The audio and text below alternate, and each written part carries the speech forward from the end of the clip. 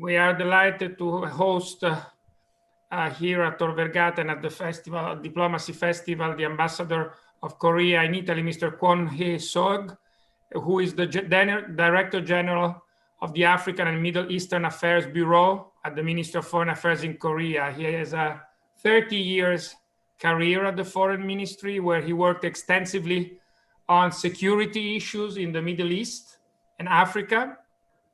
In 2010, he was deployed to Parwan in Afghanistan as part of the Korean Provincial Reconstruction Team.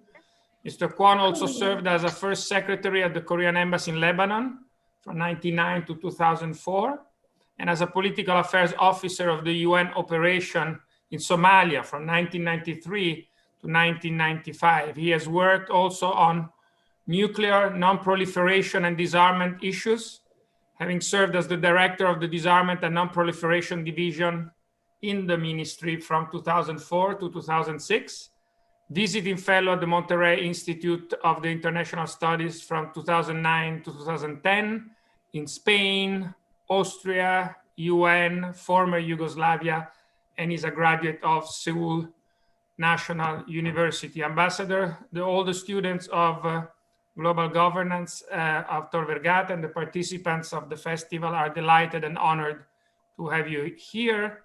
So I leave you immediately the floor. Thank you so much. Thank you, Professor, for the kind invitation and the kind introduction. Coronavirus is not relenting. Rather, it's picking up the pace. The daily infections are in the sharp increase in Italy and other European countries, and the suffering and agony of the people deepen and intensify. So at this stage, I'd like to share my profound sympathy and solidarity with the Italian people and the government in the face of the rampant pandemic. Like all the human activities affected by COVID, the EU-Asia relations in all its aspects are limping, in some cases, halted completely. While no other time is more appropriate than now to think and talk about Corona, we also need to think about the post-Corona period to prepare ourselves ahead of time. In order to gauge how the EU-Asia relations would unfold in the post-pandemic period, we need to know the current status of the relationship. European countries can take united approach toward Asia through the European institutions based in Brussels. But Asia does not have such a comprehensive organization. No NATO, no European Union.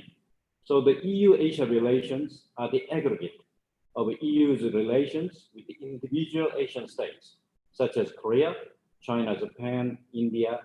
Also, we have the ASEAN, which is the only sub-regional organization in Asia.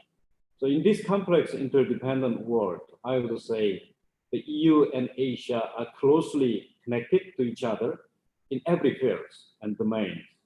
And over the years, both the EU and Asia have worked hard to foster, deepen, promote a closer relationship. There are three aspects to these relationships: political, trade, economy, and security. There are also other cultural people-to-people exchange and collaboration, but they are not really significant compared to these political, security, economic relations. So I want to explain a little bit about each aspect of our relationship. In the political realm, the EU and Asia were very busy before the pandemic. The European Union has held annual summit meetings with China, Japan, the Republic of Korea, India, on top of many senior level dialogues and meetings with these and other Asian countries. EU also established a strategic partnership with, again, 4 countries of China, Japan, India, and the Republic of Korea, and is developing such a relationship with the ASEAN sub-regional organization. This reference to strategic partnership means that the partners involved made a political commitment to the enhancement and promotion of their relationship in all aspects. So accordingly, both partners are duty-bound to regularize and formalize the high-level exchanges, and also to foster close networking between themselves. And second, trade is at the center of the relationship between the EU and Asia. Trade is extremely important because that's the very basics of human life. So among the EU's 10 largest trading partners as of 2019 were 4 Asian countries of China, Japan, the Republic of Korea, and India.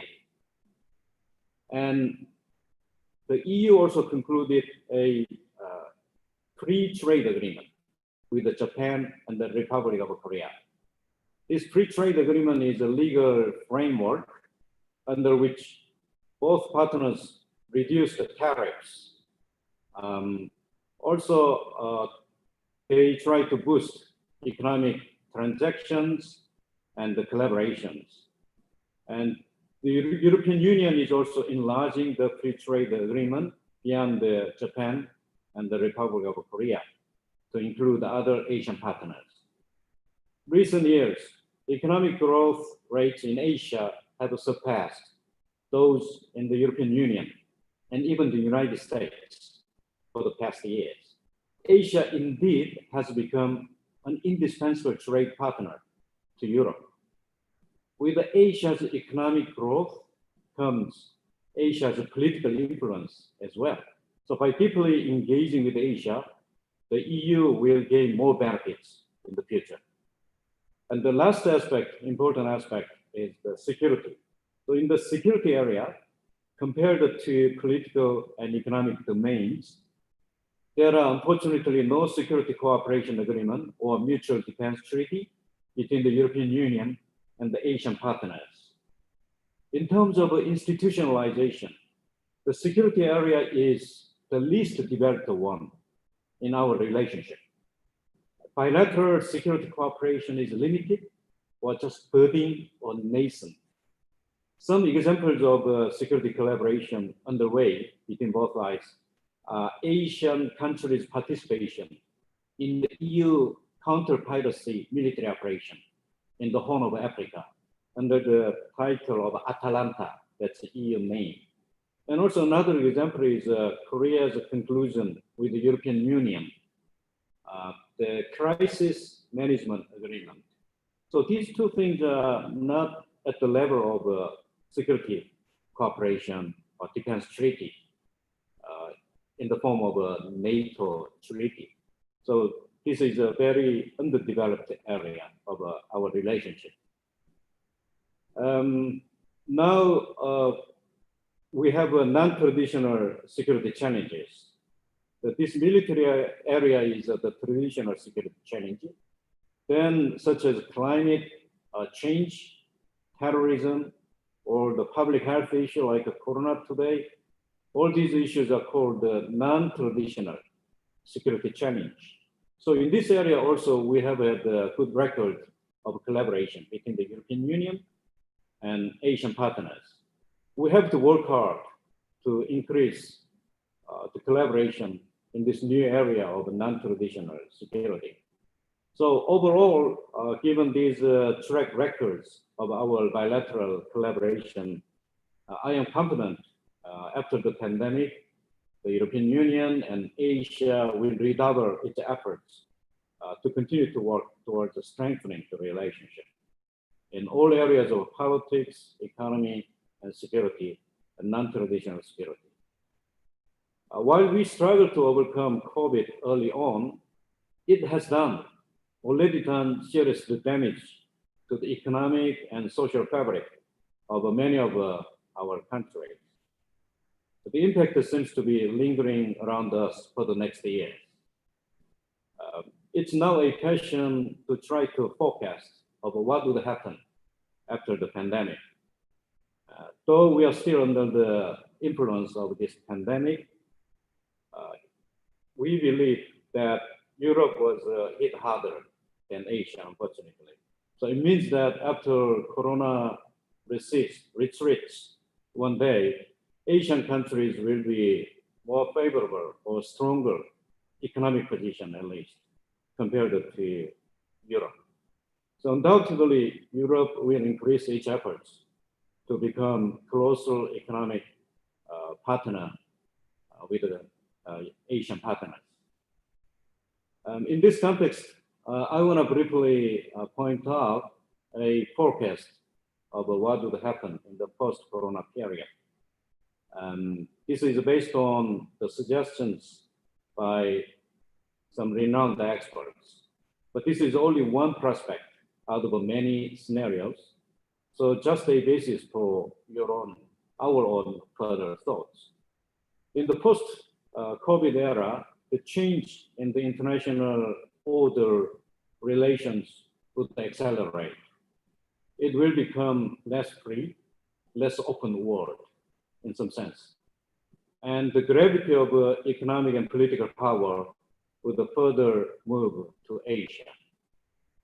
It will be less free world with the increased control and intervention by the governments. The individual freedom is likely to be limited. Current restrictions on the free movement of people and commodities will remain in one way or another. And the future world will be a less open world. The global supply chain was broken or damaged to some extent. It means that nations have to increase their own domestic production and the domestic reserve will increase. So some kind of a closed behavior or some kind of a protectionism may appear, not necessarily prevail. And the last point in this scenario is power will shift to Asia. So with the US economy hurt and the European Union seemingly very busy with the housekeeping issues such as the Corona today, and you have had the anti-migration efforts, and you are still facing the Brexit challenge. So we still have not cleaned up that matter. So overall, political and economic power will increasingly be moving toward Asia. So that means that European Union will think about how to restructure, how to promote and expand the relationship with Asia in the years to come. Particularly mentioned China, my country, Republic of Korea, Vietnam, or Singapore. These countries remain relatively unscathed by the Corona. So this is the reality we face today, how they have performed their anti-Corona measures. But we will soon face the outcome of the current phase of a pandemic. So how to maintain the international collaboration, close collaboration, and multilateralism in the post-Corona era will be a great challenge before the European Union and the Asian partners in the years to come. So with that, I want to sum up my presentation on the topic of the EU-Asia relationship after the pandemic. So I am open to your comments and questions. Thank you, Professor. Ambassador, you opened up so many issues. That was really, really extremely interesting. So you can see the persons on the video on, please, all of you. Since there's going to be, I'm sure, after your speech, a lot of questions, I kindly ask you to do the questions very, very briefly. Gabriele, Ambassador, can we take 3 questions in turn? Okay, yeah. First Gabriele round. first. Okay. Hello, Professor. I'm a global governance student, and I'm very honored to have you here and to be able to make your questions. My question is about the last point which you have evidentiated, and it is about the switch in political power, which is happening. And well, do you think that could develop some conflictuality between Asia and Europe? Because it is maybe a bit even philosophical, the question, but Europe doesn't have an history of recognizing power changes. And so that could create some conflicts? Mhm. Thank you. Thank you, Gabriele. Sofia. Yes, thank you very much, Ambassador, for your speech. It was very interesting, and I wanted to discuss something about one of the latest points that you said in your speech, which was about the closeness. Sofia, introduce yourself, please. Oh, yeah. I'm sorry. I am Sofia Basile. I'm from Tor Vergata University. I'm a second-year student from the Bachelor Program of Global Governance. Mhm. And I wanted to ask whether, in your opinion, if it actually occurs this sort of neo-protectionism of states in trade, would that actually create more inequalities among the states because they would only rely on their resources within the state, and that could highlight some inequalities that are already there, and that could maybe affect the international relations among European Union and the Asian states. Thank you. Thank you. Federico. Hi, Ambassador. I'm Federico Ricchi. I am second-year student of Global Governance. I'm Italian, and my question is about South Korea and Japan relationship, because I've read that Koreans have a bit of mistrust toward the Japanese government. Mhm. And do you think that the Japanese government, if were to apologize or recognize its responsibilities for its past, do you think that would be enough to tighten the relationship between the two countries? Or more concrete actions should be taken, like reassurance or on Japanese military expansionism, or settling an agreement on the economic zones in the sea? And how tightening the relationship between the two countries would benefit Korea and Japan? Thank you. Ambassador, please. Mhm. Thank you, Professor. I received a three set of questions relating to the post-COVID era international order and the trade aspects between Europe and Asia, having some broader implications in the international trade order, and also the specific question of my country's relations with Japan. With regard to the first question, I'd like to suggest revisiting the last international crisis case. Here, the case in point is 2008 international financial crisis, which has damaged the European economy and also had the broader ramifications over the world economy. In 2008, the Europe more or less has declined economically, and the United States did not demonstrate outstanding productivity output in the years after the 2008 financial crisis. There was one exception, also a few other exceptions as well, but outstanding was China. China has continued to show a very fast growth in their economy, together with the other countries such as Brazil, to some extent Russia, South Africa, and India. So putting together these five countries, we labeled them as BRICS, or new market economies. So these five countries were exceptional, not being hurt by the international financial crisis. They made very impressive strides in economy. So with the economic growth, normally your political clout comes together. What had happened after 2008 financial crisis?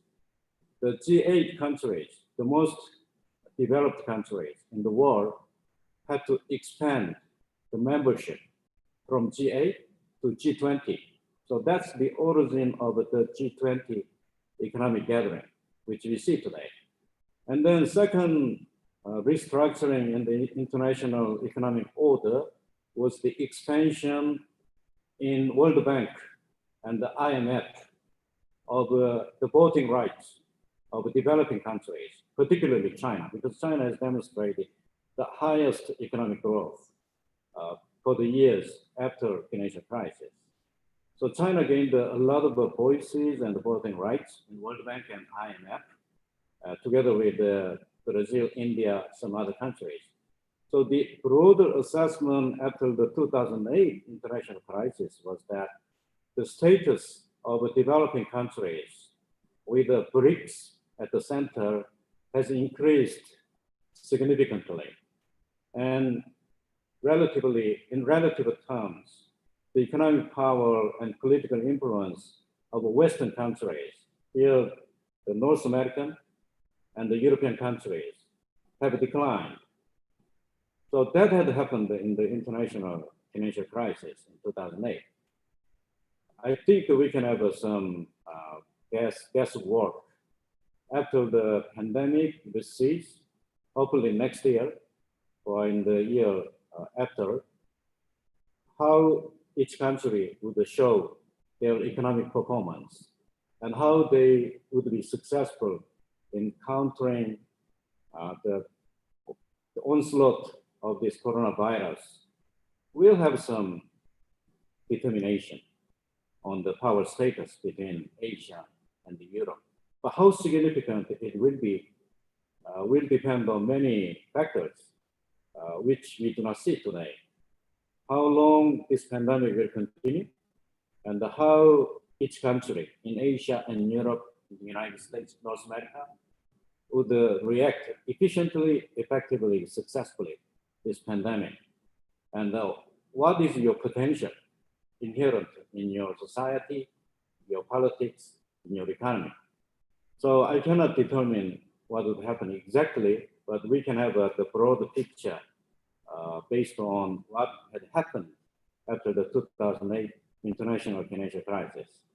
And the second question on the trade issue, definitely, if the current situation goes on, there will be further trade imbalance, which would be likely to generate trade inequality and also inequality in the societies and economies.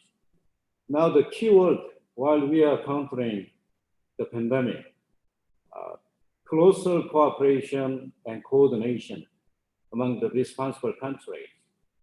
We cannot deal with this pandemic on an individual basis. We are weak, we are not fully equipped with dealing with all aspects of this onslaught. So we need to help each other through bilateral mechanism or multilateral mechanism or the UN systems, including WHO.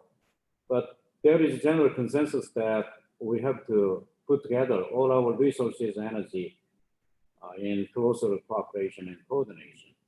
So with that, I think we can also help each other in the trade and investment matters, and also we can pool our resources through the international mechanism, such as the IMF and the World Bank, and also regional financial institutions, ADB.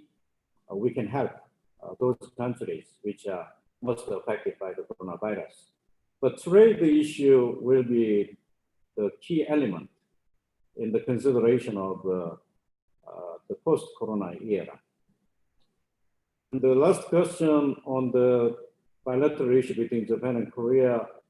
As a Korean, I know what is the key issues between Korea and Japan very closely because I've gone through all these years of ups and downs of the bilateral relations between the two countries. So basically, our diplomacy or even our societal psychology have been deeply affected by the recent experiences in history. Simply speaking, it's the Japanese colonialism, not only affecting South Korea, Taiwan, China, and other Asian countries, but specifically from the Korean perspective, we have to clean out this colonial era remnants. Otherwise, we cannot move our bilateral relationship to a higher level. But how can do we do this? As you mentioned, Japan, as an aggressor, has a lot of things to do. They have offered a number of apologies at the higher level or senior level, but the single apology or multiple apologies, unfortunately, could not remove the negative sentiments on the Korean mind. How could Japan do it?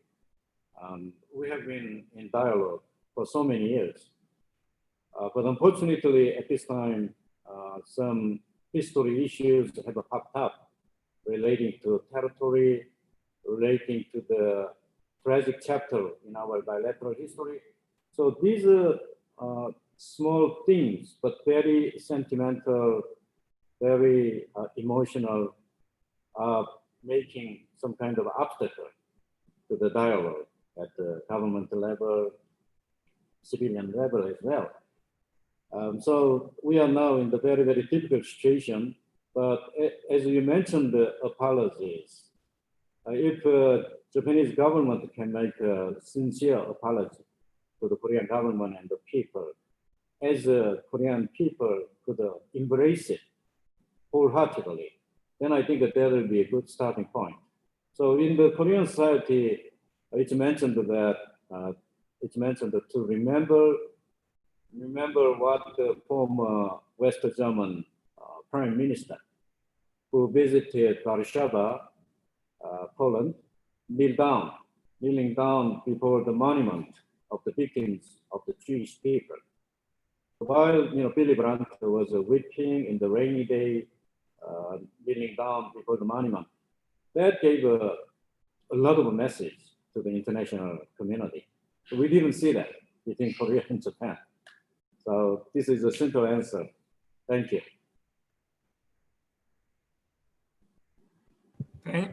Thank you, Ambassador. We have time for two more questions. One is on the chat room because she has too much wind, so I will read it. I hope it's not too long. Well, it is like a thesis, but anyway. It's Costanza Balmer that writes, my question is about coronavirus. Even though this pandemic has, of course, affected your country and many others in a negative way and will have repercussions in the future, South Korea halted COVID transmission better than any other wealthy country during the early months of the pandemic. It was about twice as effective as the US or the UK at preventing infected individuals from spreading the disease to others. Italy has not managed to control the virus like South Korea. So my question is, what do you think Italy could improve in this respect? The second question, then the last one, I give the floor to Jane. Good afternoon, Ambassador. I am Jane, a global governance student from the Philippines. The economy of Korea is dependent on chaebol conglomerates, which account for 84% of the country's GDP, according to data from 2019. In particular, Samsung accounts for 20% of the export sales. On the other hand, chaebol conglomerates have a small contribution in terms of employment at around 12%.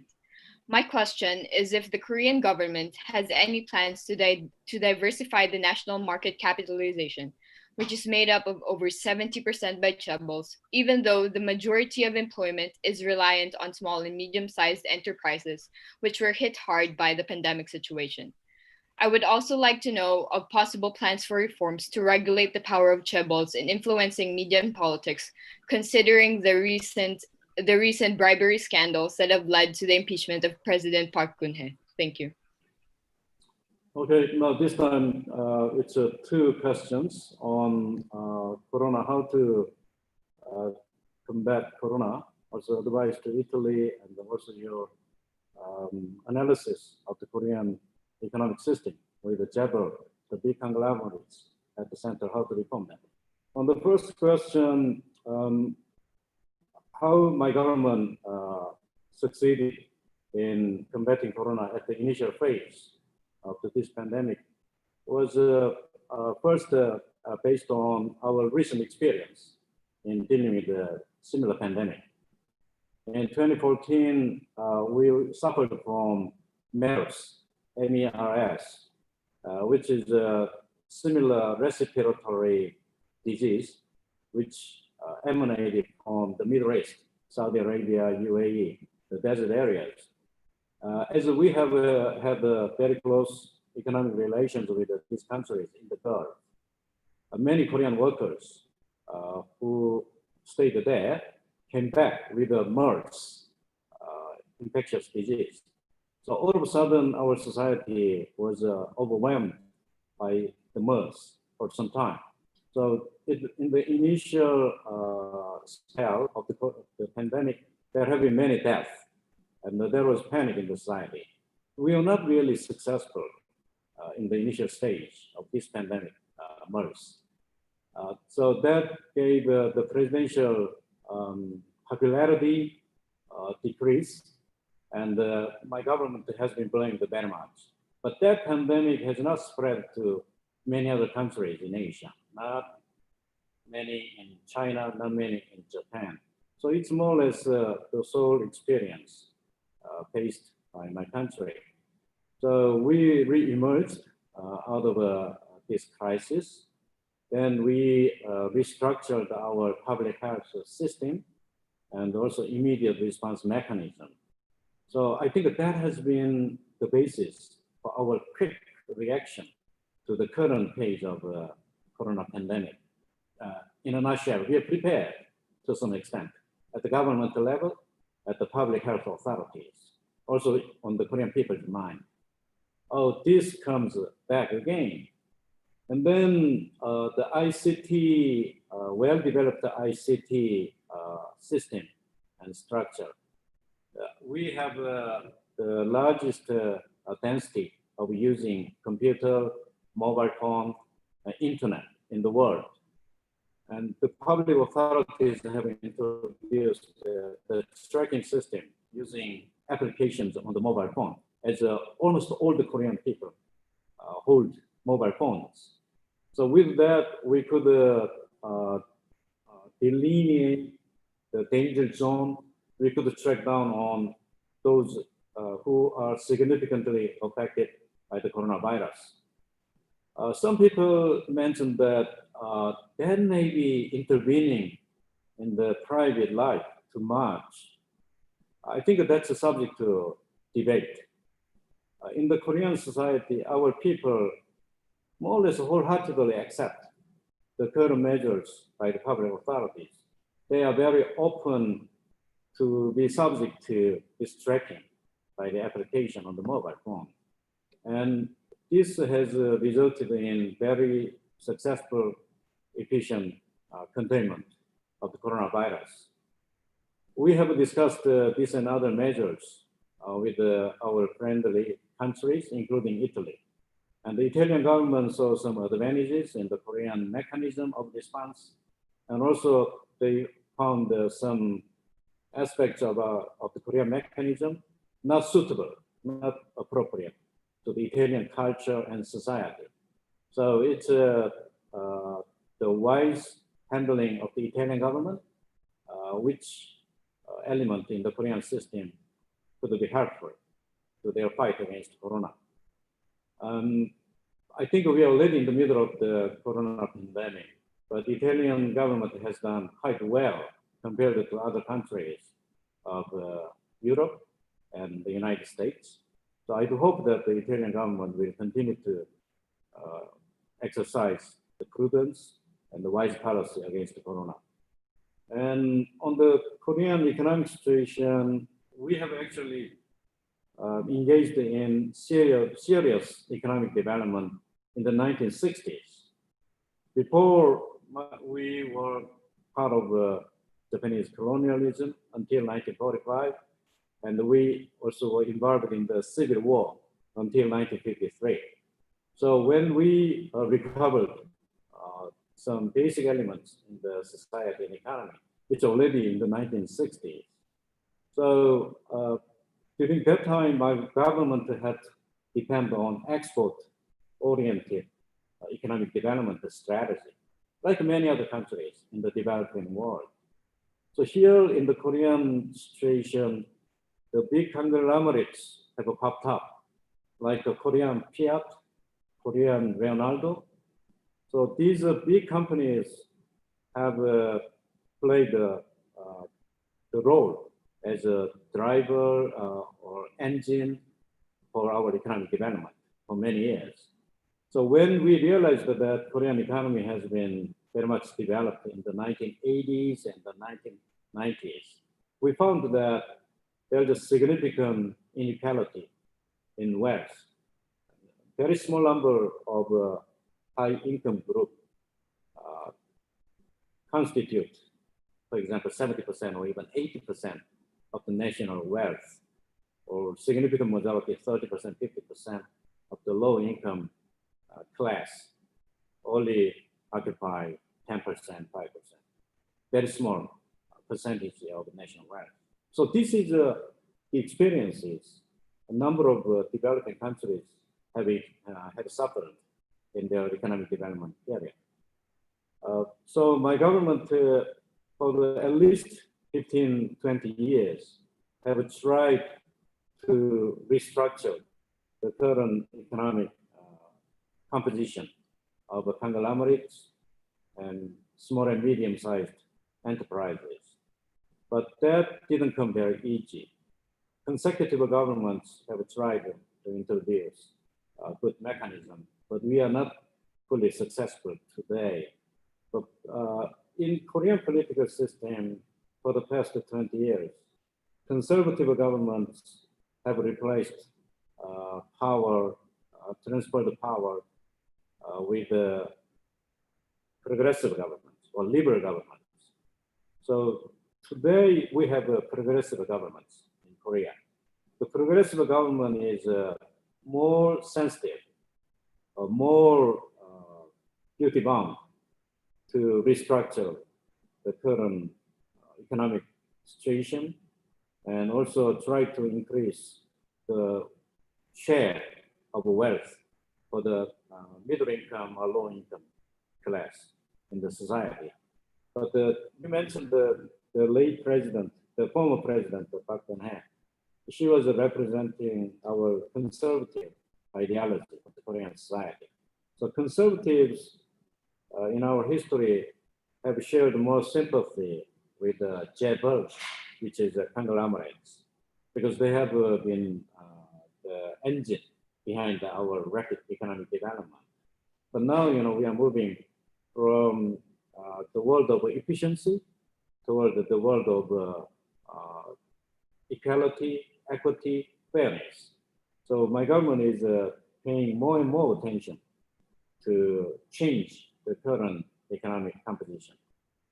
So I am hopeful that we'll be more fair and more equitable society in the near future.